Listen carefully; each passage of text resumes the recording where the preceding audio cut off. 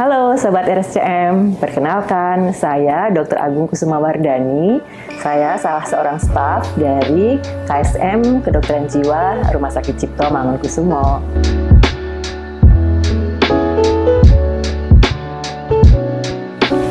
Mood swing itu adalah perubahan suasana hati. Kadang kita merasa senang, kadang kita merasa sedih. Itu kan normal aja ya, setiap orang bisa mengalami hal seperti itu. Kadang-kadang juga disebutnya emotional roller coaster karena bisa berubah-ubah dalam hitungan hari. Seperti itu kira-kira.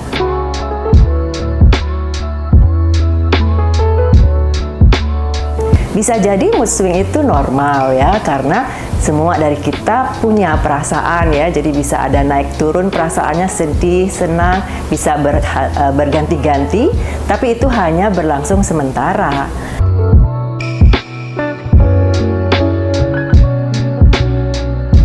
Sementara kalau bipolar itu perubahan suasana hatinya lebih intens dan berlangsung lebih lama ya. Jadi kalau dia sedihnya cukup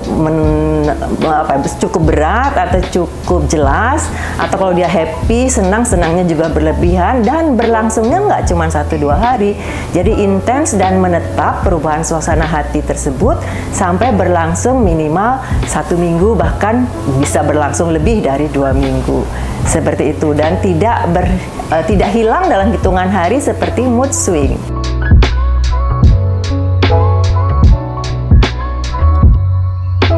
Kalau bipolar tidak diterapi dengan tepat, itu bisa berdampak terhadap keseharian atau kehidupan orang tersebut, bisa mengganggu fungsinya.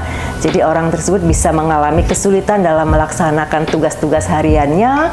Kalau dia remaja atau pelajar, dia tidak bisa sekolah atau tidak bisa menyelesaikan sekolahnya, atau kalau dia sudah bekerja, jadi mengalami kesulitan dalam menyelesaikan pekerjaannya. Jadi kalau bipolar itu gangguan atau problem dalam suasana perasaan yang berlangsung minimal rentang waktu tertentu, minimal 1 sampai 2 minggu, bahkan bisa lebih, dan mengganggu fungsi orang tersebut ya, sehingga mengalami kesulitan dalam kehidupan sehari-harinya.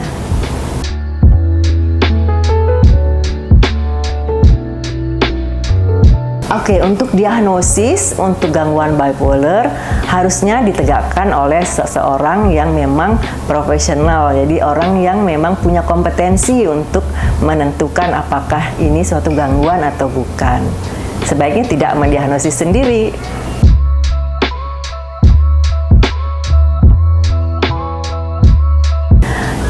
Kalau kita melihat atau menduga ada orang sekitar kita, teman atau keluarga yang kita duga mengalami gangguan bipolar, sebetulnya nomor 1 pasti kita bantu ya dia untuk tidak mengalami masalah terhadap perubahan moodnya tadi ya. Dan tentunya kita antar atau kita sarankan untuk berkonsultasi kepada profesional ya. Karena kalau tidak kan nanti mengganggu ya fungsi dia. Karena kalau kita lihat teman-teman biasanya kalau punya keluarga yang mengalami gangguan fisik, misalkan gangguan penyakit jantung atau gangguan kanker, itu terus punya perhatian, terus memberikan dukungan dan sebagainya ya. Begitu juga harusnya kita lakukan kepada teman-teman yang kita duga mengalami gangguan mood seperti salah satunya bipolar ini.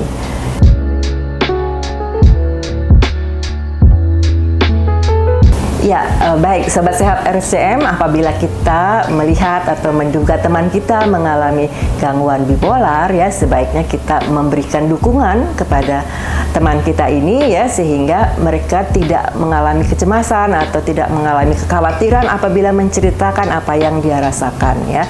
Jadi kalau kita menerima mereka apa adanya, mereka kan juga bisa mengungkapkan apa yang dia rasakan. Jadi tidak ada lagi hal-hal yang membuat mereka takut untuk bercerita tentang apa yang dia alami mengenai perasaannya ya. Jadi nggak ada stigma lagi untuk mereka yang mengalami gangguan bipolar seperti itu. Jadi kita bantu mereka untuk mendapatkan pertolongan yang terbaik ya.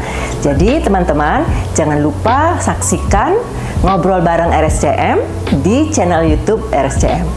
Sampai jumpa.